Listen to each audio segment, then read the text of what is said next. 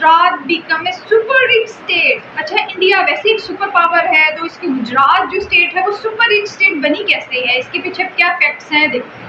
भारत का एक ऐसा राज्य है जो पूरे देश के लिए एक मिसाल है। वैसे तो आज भारत के सभी राज्य तेजी से विकास की ओर अग्रसर हैं, लेकिन एक राज्य ऐसा है जिसने पिछले कुछ सालों में सबसे ज्यादा विकास किया है और इस राज्य के विकास की गति देखकर हर कोई हैरान है। जल्द ही ये राज्य $500 बिलियन की इकोनॉमी को पार कर जाएगा। भारत में सबसे ज्यादा अरबपति इसी राज्य में देखने को मिलते हैं। यहाँ तक कि अडानी से लेकर अंबानी तक तमाम इंडस्ट्रियलिस्ट भी इसी राज्य से है। इसी राज्य में मौजूद है दुनिया का सबसे अमीर गाँव भी। भारत में सबसे ज्यादा पोर्ट्स और एयरपोर्ट्स भी इसी राज्य में है। दोस्तों, शायद आप समझ गए होंगे कि हम किस राज्य की बात कर रहे हैं। हम बात कर रहे हैं गुजरातियों और व्यापारियों के राज्य गुजरात की। ये राज्य अपने आप में बेहद खास है। आज के समय में भारत का 78% नमक का उत्पादन सिर्फ इस राज्य में हो रहा है और दुनिया के 80% डायमंड्स की कटिंग और पॉलिशिंग गुजरात में होती है। भारत का 70% डेनिम इसी राज्य में बनता है और 90% सिलाई मशीन की मैन्युफैक्चरिंग इसी स्टेट में हो रही है। इंडिया का टोटल एक्सपोर्ट का 25% गुजरात से ही होता है। दूध, गन्ना, कॉटन और मूंगफली के उत्पादन में भी ये राज्य सबसे आगे रहता है और यही वजह है कि आज गुजरात भारत के सबसे अमीर राज्यों में से एक बन गया है। लेकिन सवाल आता है कि आखिर गुजरात इतना अमीर बना कैसे? क्या भारत सरकार ने गुजरात को अमीर बनाया है या फिर गुजरातियों ने अपने दम पर यह मुकाम हासिल किया है? गुजरात के इतने अमीर बनने की वजह क्या है? आइए इस बारे में डिटेल में चर्चा करते हैं, लेकिन इससे पहले हमें जरा थोड़ा मोटिवेट कीजिए और चैनल को सब्सक्राइब करके बेल आइकॉन जरूर प्रेस करें। गुजरात राज्य की स्थापना वैसे तो 1 मई 1960 के दिन हुई थी। इस दिन ये राज्य मुंबई से अलग हुआ था, लेकिन असल में देखा जाए तो गुजरात का इतिहास हजारों साल पुराना है। गुजरात में सिंधु घाटी सभ्यता के कई अवशेष पाए गए हैं। धोलावीरा और लोथल जैसे शहरों की जब जांच की गई तो पता चलता है कि करीब 5500 साल पहले भी यहाँ रहने वाले लोग ट्रेड किया करते थे।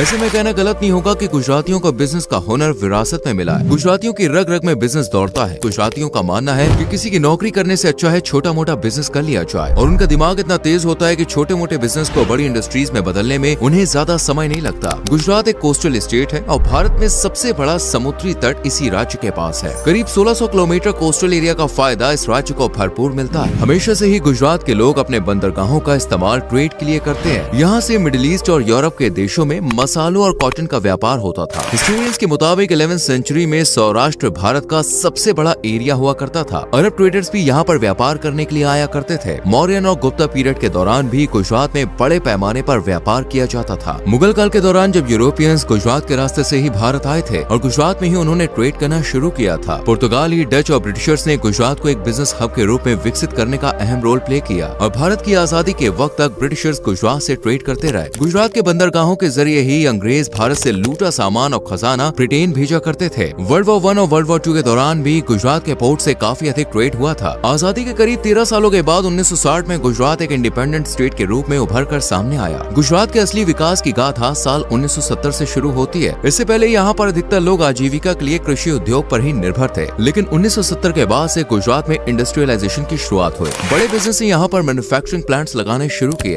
बिजनेस करने के लिए गुजरात की जियोग्राफिक लोकेशन भी परफेक्ट मानी जाती है। रिलायंस, टाटा, अडानी, अमूल, गोदरेज और सन फार्मा जैसी तमाम बड़ी कंपनियों की शुरुआत गुजरात राज्य से ही हुई थी। असल में गुजरात हमेशा से ही वेलकमिंग स्टेट रहा है। यहाँ की सरकारों ने हमेशा ही इन्वेस्टर्स को अपनी ओर अट्रैक्ट किया है। जब वेस्ट बंगाल में ममता बनर्जी ने टाटा को नैनो के लिए प्लांट लगाने देने से इनकार कर दिया था, तब नरेंद्र मोदी ने टाटा को गुजरात में आकर प्लांट लगाने का ऑफर दिया। तो ये सिर्फ एक एग्जाम्पल है। ऐसे ढेरों एग्जाम्पल हमारे सामने आज मौजूद है। गुजरात को आगे बढ़ाने का सबसे बड़ा क्रेडिट गुजरातियों को ही जाता है। गुजरातियों का दिमाग बचपन से ही दोस्तों बिजनेस माइंडेड होता है। वो कभी भी नौकरी करने के बारे में सोचते ही नहीं है। पैसा कमाकर उसे कहां पर इन्वेस्ट करना है और उस पैसे को कैसे दुगना 4 गुना बढ़ाना है, इसके बारे में ही वो सोचते रहते हैं। गुजरातियों के बारे में कहा जाता है कि वो पैसा कमाने का कोई भी अवसर हाथ से जाने नहीं देते। उनके अंदर रिस्क लेने का जिगरा होता है और रिस्क लेकर ही कोई भी इंसान तरक्की कर सकता है। जिस राज्य के लोग तरक्की की राह पर आगे बढ़ेंगे उस संपूर्ण राज्य का विकास होना भी निश्चित है और यही चीज हमें गुजरात में देखने को भी मिलती है। गुजराती लोग सबसे पहले अपनी दुकान, फैक्ट्री और कारखाने खरीदते हैं। वो फिजूल की चीजों, लग्जरी प्रोडक्ट्स या अन्य कामों में अपना पैसा वेस्ट नहीं करते। गुजरातियों को ऑर्डर लेना नहीं बल्कि ऑर्डर देना पसंद होता है। कई बिजनेसमैन अब तक तो ये बात कर चुके हैं। अगर आप एक व्यापारी हैं तो कई पढ़े लिखे लोग को अपने अंडर रख सकते हैं। आज भी गुजरात में जिन लोग का फैमिली बिजनेस होता है उन घरों के बच्चे स्कूल के दिनों से ही बिजनेस की टेक्निक और बारीकियों को सीखना शुरू कर देते हैं। आपको जानकर हैरानी होगी कि गुजरात के इतने अमीर होने के पीछे एक फैक्टर NRI भी है। आज बहुत से गुजराती विदेशों में जाकर बिजनेस कर रहे हैं। सबसे हैरानी की बात यह है कि अमेरिका में जितने भी होटल्स खुले हैं उनमें से 42% होटल्स के मालिक गुजराती ही हैं। और हर साल अमेरिका सहित अन्य कई देशों से गुजरात को रेमिटेंस के तौर पर अच्छी खासी कमाई हो जाती है। साल 1970 का एक किस्सा बहुत मशहूर है। युगांडा के राष्ट्रपति ने आदेश दे दिया था कि सभी एशियंस उनका देश छोड़कर वापस चले जाएं। उस समय इंडियंस वहाँ पर काफी ज्यादा मात्रा में थे। वो सभी इंडियंस युगांडा छोड़कर अमेरिका और यूरोप के देशों में शिफ्ट हो गए और उसके बाद युगांडा की इकोनॉमी पूरी तरह बर्बाद हो गई। आलम यह है कि आज भी युगांडा की गिनती दुनिया के सबसे गरीब और लाचार देशों में की जाती है। गुजरात के कच्छ जिले में माधापार नाम का एक गाँव है जिसे दुनिया का सबसे अमीर गाँव माना जाता है। इस गाँव में कुल 17 बैंक हैं। गाँव में करीब 7600 घर हैं और 92,000 लोग के बैंक अकाउंट्स हैं। इन सभी अकाउंट्स में मिलाकर 5,000 करोड़ रुपए से भी ज्यादा की राशि जमा है। माधापार की गिनती आज सबसे हाईटेक गाँव में की जाती है। बेहतर रोड, स्कूल, कॉलेज और हेल्थ केयर फैसिलिटीज जैसी सारी सुविधाएं इस शहर में देखने को मिल जाती हैं। गुजरातियों को लेकर एक और कहावत मशहूर है। ऐसा कहा जाता है कि मारवाड़ी से सस्ता खरीद नहीं सकता कोई और सिंधी को महंगा कोई बेच नहीं सकता, लेकिन गुजराती मारवाड़ी से खरीद कर सिंधी को बेच देता है। इतना शातिर दिमाग होता है इनका। गुजरात के लोग हमेशा से ही अपनी कम्युनिटी को सपोर्ट करते आए हैं। हर काम में यहाँ के लोग अपनी फैमिली और दोस्तों को सपोर्ट करते हैं। आज गुजरात का हर शहर और जिला अपनी एक अलग पहचान बना चुका है। अहमदाबाद को मैनचेस्टर ऑफ द ईस्ट कहा जाता है, तो वहीं सूरत डायमंड सिटी के नाम से पॉपुलर है। आज बड़े बड़े इंफ्रास्ट्रक्चर और डेवलपमेंट प्रोजेक्ट्स गुजरात में चलाए जा रहे हैं। उत्पादन के मामले में भी ये राज्य किसी से पीछे नहीं है। सरकारी आंकड़ों के अनुसार सालाना करीब 38.55 लाख टन मूंगफली का उत्पादन गुजरात में होता है। कपास और अरंडी के मामले में भी गुजरात काफी आगे है। इनके अलावा बाजरा, अरहर, चना, तिल, धान, मक्का और गन्ने का उत्पादन भी गुजरात में बड़े पैमाने पर किया जाता है। कुछ लोगों का तो ऐसा मानना है कि फ्यूचर में जब भी चांद या मंगल ग्रह पर लोग रहना शुरू करेंगे तो वहाँ पर सबसे पहले बिजनेस करने वाला शख्स गुजराती ही होगा। गुजरात के विकास में और इसे अमीर बनाने में पारसी समुदाय का भी दोस्तों बहुत बड़ा योगदान रहा है। जब ईरान से पारसी समुदाय के लोगों को बाहर खदेड़ा गया था तो बड़ी संख्या में पारसी लोगों ने गुजरात में आकर शरण ले ली थी और बिजनेस के मामले में पारसी समुदाय भी किसी से कम नहीं है। पिछले 40 से 50 सालों का इतिहास देखा जाए तो बड़ी बड़ी कंपनियों ने खुलकर गुजरात में इन्वेस्ट किया है। गुजरात में इन्वेस्टमेंट की कई बड़ी वजहें हैं। इस राज्य से इम्पोर्ट एक्सपोर्ट करना काफी इजी है। केवल गुजरात में ही 41 पोर्ट्स देखने को मिल जाते हैं। भारत का सबसे बड़ा पोर्ट मुंद्रा पोर्ट भी इसी राज्य में स्थित है। इसके अलावा भारत में सबसे ज्यादा एयरपोर्ट किसी राज्य में है तो वो राज्य भी गुजरात ही है। गुजरात में कुल 19 एयरपोर्ट्स बने हुए हैं। ऐसे में इन्वेस्टर्स और बिजनेसमैन को एक जगह से दूसरी जगह जाने में काफी आसानी हो जाती है। कुल मिलाकर गुजरात का इंफ्रास्ट्रक्चर ही ऐसा है जो निवेशकों को अपनी ओर अट्रैक्ट करता है और जहाँ पर निवेश बढ़ेगा वहाँ पर तरक्की होना स्वाभाविक है। यही कारण है कि गुजरात की गिनती आज भारत के सबसे अमीर राज्यों में की जाती है। गुजरात के लगभग 100% घरों और गाँव में आज इलेक्ट्रिसिटी पहुँच चुकी है। वर्तमान समय में गुजरात की GDP $350 बिलियन